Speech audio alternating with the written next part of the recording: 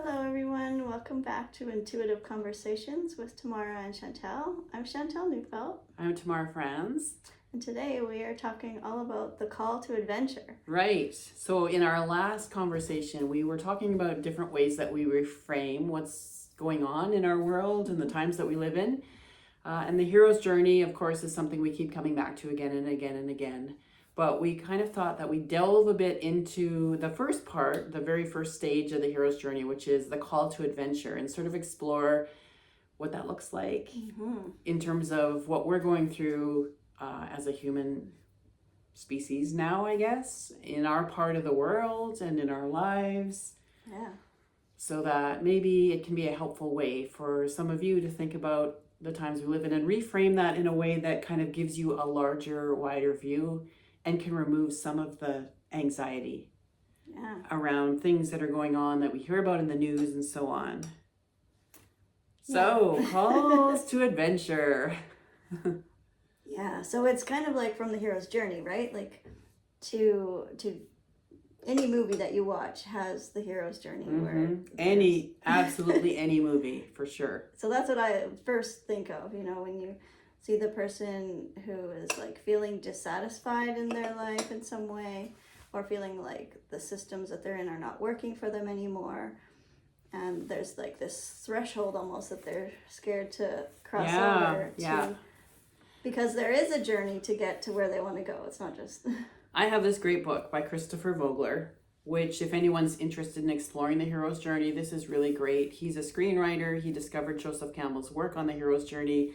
And he wrote this book for Hollywood type screenwriters in their movie writing. But it's such a great introduction to the hero's journey and all the different parts of it with lots of good movie references. But one of the things that he says about the call to adventure is that it comes when the hero or the heroine or the collective is in a static but unstable condition.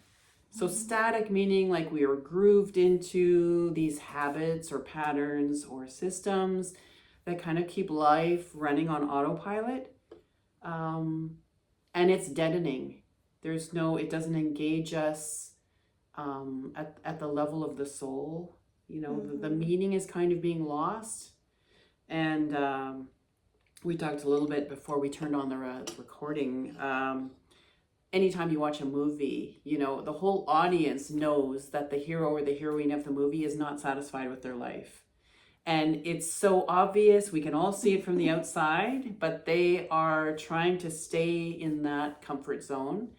And you almost want to pick them up and shake them and say, the call to adventure, take it, damn it. Like what lights your heart up? Like where's your spark? Like bring your spirit back into your body and go for it. Yeah. And I think on a larger level, I think most of us, whether or not we've ever talked about it or admitted it, I think on some level we've known that things were needing to change. We had so many systems, we still have so many systems that are not sustainable.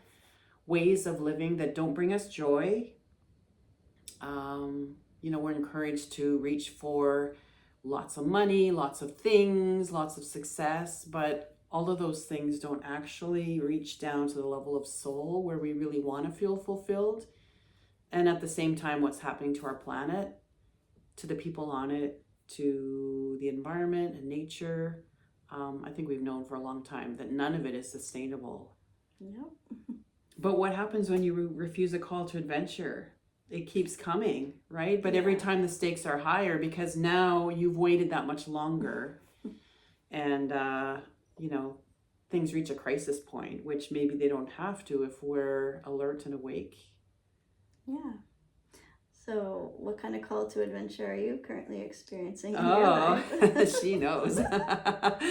Yeah, I am preparing for a big adventure, leaving in 3 weeks to do a big trek, which I may talk about in the future.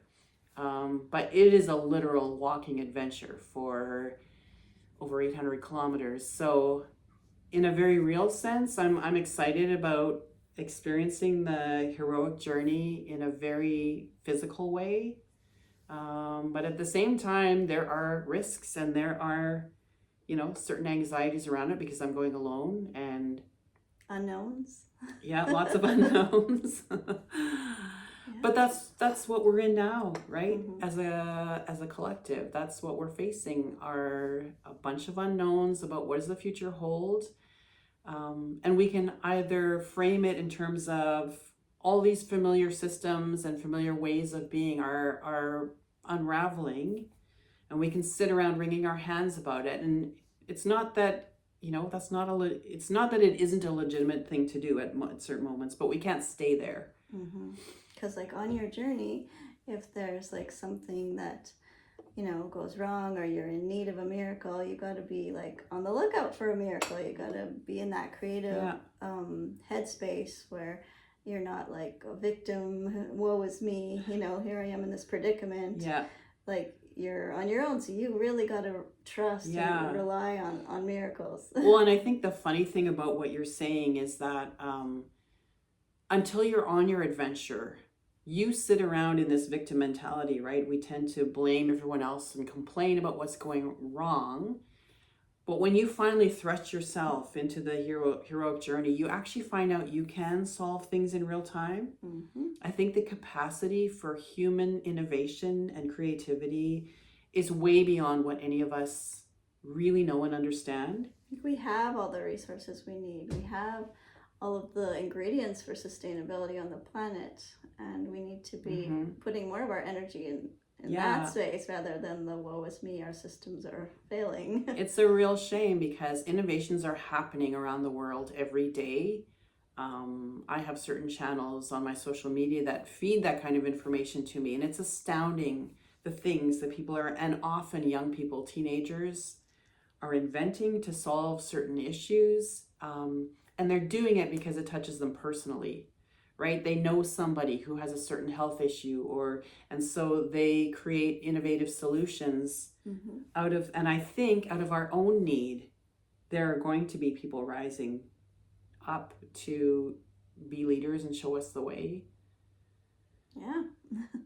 And we just all, if we just work together and have a more collaborative mindset and a more solutions mindset versus blaming other people and just staying in that victim mentality, and not to fall into the trap of following people who offer solutions, right? Who offer solutions so that we don't have to do the work, right? I alone can fix it. I will make things great again, or that robs us of taking our hero's journey. And we're here to find out who we are and what we can actually accomplish when we unleash our gifts and our talents. And when we work together in a cooperative manner. I just keep seeing this picture in my mind of a group of people playing cards, and how they're divvied out, and we all have a deck of cards, and some are better cards than others, but we don't have all the cards. We need each other. We need to work in cooperation, and the world needs our gifts, our unique gifts, because the other people don't have those cards. Right. Yeah. We need to show up instead of just following people who say they have answers. Like, they may have some answers, but our answers also matter. Absolutely. Yeah. And the funny thing is that you and I could get the same hand and we'd still play it differently. Yeah, right? Exactly. Because it's not just what we have, but it's how we use it. The energy that we do anything with is, the energy we do everything with, and we bring unique energy to the world. Yeah, cool. I think, if we can start getting curious and excited about what's going to arise that we've never seen before, that we never anticipated. As we were talking before, I mentioned, there are a lot of fairy tales with the hidden room or the forbidden room. Some poor young man or young girl is lost in the woods, and they end up at a castle, and they're allowed shelter, but then they're told you can visit any room, but don't go to that locked room, which is either always in the attic or down, in the dungeon somewhere. It's never on that familiar level where we spend most of our time and where we're used to being. You So have outside to, the comfort zone. yeah, you have to leave the comfort zone. You have to get curious. And I think curiosity takes us out of fear. Yeah. Right? We can sit around wringing our hands and clenching our teeth, or we can get curious and say, isn't that interesting? I wonder where this store is going to go. I wonder what miracle will show up for me. Yeah. And it's part of the self, right? In IFS parts therapy, it's part of the self, the calm, curious, compassionate. Yeah. Versus the protective parts or the fear parts. And in the tarot deck, it's the Fool, right? Oh, yeah, because the Fool will step off the cliff any day of the week, knowing that there's going to be a net if they fall. Mm-hmm. And we know when we're reading one of these fairy tales, as soon as someone's told, don't look, they're going to open the door, right? Yeah. And so we're sitting in anticipation of what's going to be behind the door. And although initially it may look scary and forbidden, somehow they always find a treasure, or they find something that they can use that in the end elevates them. Yeah. And I think we will too. Yeah, like in the myths of the past, like going into the dragon's cave to find the treasure, like that's where it is. It's where you fear to enter most. Right. And we'll never find the treasure if we don't go looking, right? If we try to stay. And I think that is the warning now in these times, right? As we see things changing, as we see things unraveling, it's very disconcerting, disorienting. And there are certain forces that will try everything they can to bring us back into the past, right? Let's make things the way they once were. That's impossible. Right. You can never put Humpty Dumpty together again. No, but you could maybe make something nice with those scrambled eggs. Yeah, there you go. Yeah, for sure. I'm just thinking about like when we're, I don't know, stuck, or sometimes people are just like, they see that line, they see that threshold, and they're just like, everything I want is on the other side of that, but I have to leave all of this behind in order to go there. What do you say to those people? Well, it's interesting because Chris Vogler in this book, he talks about the fact that when you're preparing to undertake a journey, and maybe you don't even know that you are, maybe subconsciously something in you is just saying, I need to stretch myself. You're like the snake that's gotten too big for its own skin. Yes. So you have to shed that skin so that you can grow. Like they suffocate if they stay in the skin. Yeah. But he says that when you're preparing to take a heroic journey, somehow the ordinary world catches on. Even if you don't talk about it, even if you don't say anything, there's something about your energy. Yeah, for sure. And that's when people will kick in and try and pull you back into the comfort zone. Or they get along with, they come alongside you too sometimes. They might. How can I help you? Yeah, But it's pretty rare. I think the human tendency is to want to stay in our comfort zone and to feel threatened when someone else is leaving that comfort zone, right? Yeah. There's a story, if you think about King Arthur and the Holy Grail legends, there's a story of Percival, whose mother lost her husband. He was a knight and he was killed in battle. And so she swore her son would never become a knight. And she took him far away into the middle of the forest to raise him where he would never see a knight and never be exposed or feel that call to adventure. And then lo and behold, one day when he's right around the time 13, 14, right? When you start feeling that call to adventure, to find out who you are, to build your identity, all of a sudden 5 glorious knights come crashing through on their horses and he's sold. He has to be a knight.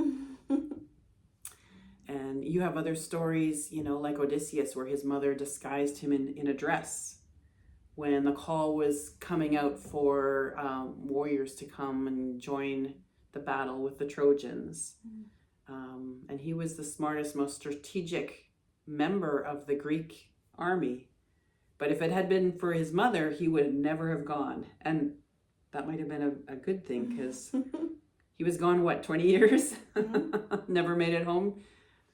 Yeah, that's such a metaphor too. It just reminds me of how empaths are like the most powerful people on the planet. Like they literally hold up everything, but they so often fall into the servant role. Like they're Mm. serving other systems or other people. Where if they would just step into their own power and do what lights them up and follow their inner voice, how different the world could be, how much better we could work together for solutions. Yeah, for sure. And I think, you know, the thing about the ordinary world catching on, I think the ordinary world somehow senses the power that empaths have because they're very intuitive, very solution oriented in an intuitive sense, right? And they use them. Yeah. Yeah. So just to recognize that, to recognize your power, to recognize when you're being used, and yeah. Well, and to reframe it to that, you know, here we are on this call to adventure into a new phase of the human story. And it gives us all an opportunity to take a heroic adventure and Yeah. discover new powers we never knew we had. And do things that we can do instead of looking at the all the things we can't do anything about, and focusing on that. There's always something we can do in our own spaces, Yeah. with our own resources. Do Yeah. what you can with what you have. Yeah. I think it's really good for all of us to sort of get into the habit of there's so much coming at us from news, from social media, to really start monitoring how is this making me feel like a victim? Is this making me feel empowered? Or how can I reframe this? How can I look at it from a standpoint that's more empowered? I always like to think of solutions with the win-win-win. It has to be a win for others, a win for the planet, and a win for ourselves. And if it's not also a win for ourselves, then it's not a win. So, like, because we've been conditioned into this servanthood role of like, oh, it's got to serve only the planet, or it's got to serve only other people. But if we are not, if it's not a win for us, it's not a win. Yeah. So just keeping our eye open for the win-win-win. Yeah, it's interesting because taking the heroic journey, in a sense, can be seen as the most selfish thing a person does, right? Because you leave behind everything that's familiar. You leave behind people who might feel like they're depending on you, and you follow this call. But not knowing where it's going to lead, not knowing how it's going to turn out, not knowing if you'll come back, right? I've talked with my husband. I'm going to be gone for 6 weeks.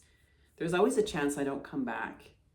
But then we say, yeah, there's always a chance I walk out tomorrow and a brick falls on my head. So every day is a hero's journey. You can't live life with just thinking the worst case scenario. Yeah. You can't live in fear. It's so stunting. It's so stunting. And there are people and there are leaders who will take advantage of that fear, right? And channel it and amplify it because they know it keeps us in the comfort zone. It keeps us easier to control. And so there is a lot of fearful information coming. And I think a lot of that is intentional. So we have to be mindful about how is this serving me on my own hero's journey? Is it actually helping me build up my courage, my heroism, my sense of adventure? Or is it deadening me into this passive, oh, I'll just be good. I'll just, not make waves. I'll just sit around and let the powers that be take care of things. Often there's a fear of the unknown. What happens if I change everything up? And I'm just thinking like of any hero's journey movie that you watch, when they leave, the people left behind, they actually become more empowered. They're actually able to step into what they want to do instead of relying on you for serving them all the time. Yeah, that's a good point. Sometimes we hold people back unintentionally. We clip their wings, or by doing everything for them, things that they could do for themselves. And we think that we're doing the right thing by staying behind to help so-and-so who says they just can't do without you or whatever. Yeah, I think as parents, that's a trap it's all too easy to fall into, is to clip our kids' wings. Yeah, I'm definitely in that stage now, is learning that. You know, we want to remove obstacles for them. We want to show them our support by being there for them. And it's such a fine line to enabling or disabling. Yeah. By removing obstacles and trying to smooth out the road when they should be, you know, facing the bumps in the road. Yeah. Well, we've come to 20 minutes, so the rest of our stuff might have to be for the next episode. It's easy to get to 20 minutes talking about the hero's journey. I know. All right. Well, thanks for listening, everyone, and until next time. Stay courageous and sure. Don't get caught in the trap of, you know, the hand wringing and the be afraid, be afraid. Mm-hmm. There's a hero in every one of us. Go listen to, what is it, Mariah Carey? Yeah. And follow your heart song. All right.